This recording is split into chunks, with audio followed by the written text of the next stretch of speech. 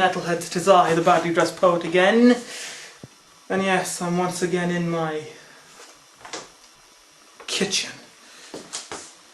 But apart from the scene setting, which I know is kind of depressing, we should all feel lucky because today is another day of reading the Poet's Mailbag. So let's get to the lovely emails that you people have decided to write to me today. Right, the Poet's Mailbag 2 firstly starts off with the tragic prophecy from Coventry, my hometown. And he writes, Mr. Poet, I think your work is brilliant. How can I reach your level of genius? Well, simple, Sonny Jim. Get yourself a black shirt, like so. A black t-shirt too. And adopt a negative attitude and become an arrogant bastard. Thanks for writing. You rock. And we have Chibi Valentine from Birmingham writes, Mr. Poet, you're the coolest guy to walk on this earth since Johnny Depp. Wow. That's touching. I'm 16 years old and madly in love with you. What's your dating policy if you have one? Dating policy, dating policy, dating policy. Now, does a guy like me really have a dating policy? Not completely sure, but unfortunately, my cutoff line is 21. I don't go with girls under 21. But here's a thought. It might not be an original one, but hey, here's a thought. Next time you're having a bath or you're in the shower, take the shower head, shove it up your you-know-what, and then just imagine that I'm there making love to you. Even though technically I can't fuck for shit, but hey, what the hell. Thanks for writing! Rock on! Right, next we have Violet Rose from Chicago. Right, wow, I'm getting lots of emails from lots of girls. Shocking, you know? I know what it is. It's this, it's my hair. Anyway, she writes, Dear Mr. Poet, your videos rocks. Of course they do. Your hair rocks. Obviously. Your dull and boring voice rocks. Okay, now that's just a fucking insult. My voice is not dull and boring. It's extremely dull and boring. And are you ever going to do a sex tape? Well, am I ever going to do a sex tape? Well, if I ever reach the point of desperation, then yes, I will do a sex tape. But I'm not going to broadcast on the internet, but I will send it to you, of course, because you're the only person that's ever inquired about it. And then you and your friends can laugh at the fact that I've got a really, really small penis and I've got the tiniest balls in the world. But you'll also be amazed at the fact that I have 3 finely curled strands of pubic hair.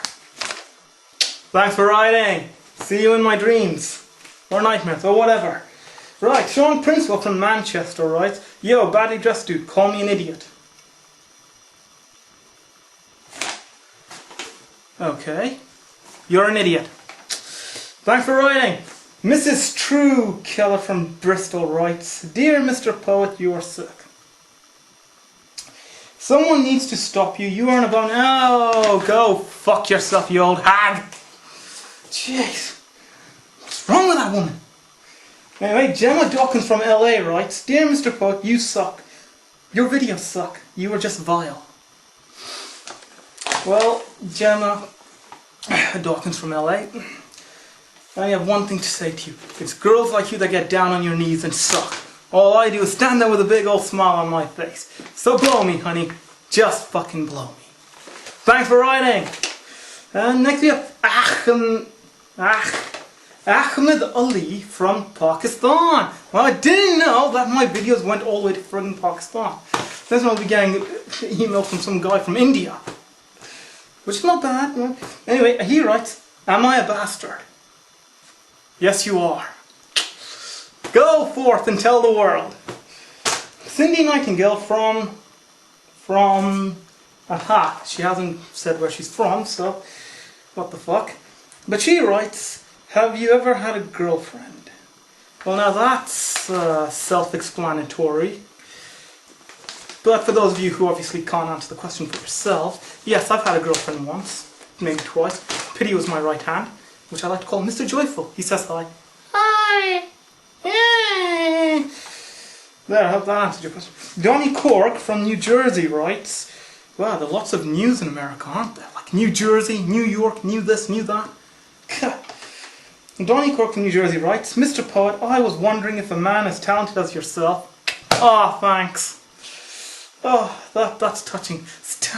As talented as yourself, ever had a run-in with words of extreme wisdom? Wisdom! Words of extreme wisdom.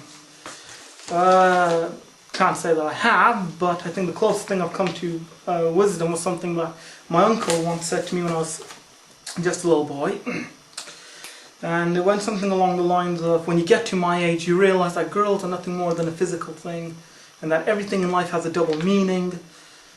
It's how you interpret that, it's how you interpret it, that brings forth a new perspective. I'm not completely sure if that's what you were looking for, but next to that is something I read in a book somewhere, where it said, a wise man once said, actually it was Clint Eastwood, that a man has got to know his limits, which in my case probably means, God, what the fuck is this idiot doing, filming himself and posting it on the web for everybody to see, and blah blah. The only other wise thing I've ever come across is that wire was just wire before somebody cut a piece off and bent it into a paper clip. I'm not going to be sure if that's going to actually help you. Matter of fact, I'm going to still ask myself, what the fuck does that mean? But the only other thing, actually, well, here comes an interesting little story for you, actually. About 2 years ago, a friend of mine, he didn't break up with his girlfriend. His girlfriend broke up with him. And he was blubbering and crying, and because he was a pussy, like everybody else, you know, when they break up with their girlfriend and whatnot, and he said something like, girls, you can't live with them, you can't live without them. And so, in my infinite wisdom, or infinite stupidity, depending on your point of view, I told him that girls are such useless creatures in the grand scheme of things. Still, we need maids, and voluptuous vacuum cleaners that don't mind sucking us dry.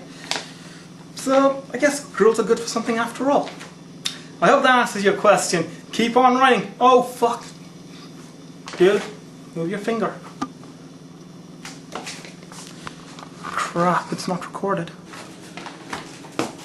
Technical difficulties that we have to deal with, but I believe, Donnie, I've answered your question, hopefully. Thanks for writing, keep on tuning, and keep on rocking as well. And now, finally, we have one final email from a girl called Julie Adams from New York. Again, knew this, knew that. Unfucking believable. And she writes, how would you sell yourself to the American public if you were running for office? Well, you see, honey, that is very, very interesting. As a matter of fact, I've been pondering that very same question myself. And the way I would do it would be something like this, you know?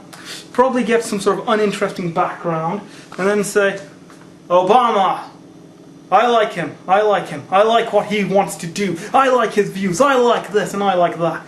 McCain, yes, you guy, Mr. Prisoner of War, congratulations on all you've ever accomplished in your life, and congratulations to the fact that you are also trying to run for office or whatever the hell. And you, Sarah Palin, well, you haven't exactly done anything except look like a four-eyed freak, but hey, guess what? Your hair rocks. So there you go. Now Obama, I know you, man. I feel you.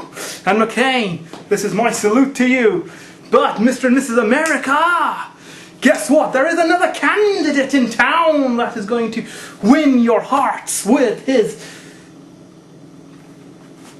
amazing fashion sense. And yes, I have something that both McCain and Obama don't have. That's right, I have cheap glasses that I got free with a fragrance. But I've got something that none of them will ever have. That no president of the United States of America has ever had in their lives. And that's this. My beautiful, sexy, curly hair. So remember, Mr. and Mrs. America, vote for me, the badly dressed poet. Because let's face it, I make life interesting. You see, Miss Adams, that is how I would go ahead and sell myself to the American public. Well, we seem to have come to the end of the mailbag, but don't worry. There are still plenty of you people out there that obviously love me. I know you guys aren't going to fucking admit it, but keep on sending your emails because, you know, it makes doing these videos slightly worthwhile, having to know that I've got beautiful fans out there. And if you've got anything bad to say about me, don't fucking write, okay? Don't bother fucking writing to me if you've got to slag me off. That goes double for you, Mrs. True Keller from Bristol. You old fucking hag. Just drop fucking dead. And until next time, boys and girls, this is the Badly Dressed Poet signing out.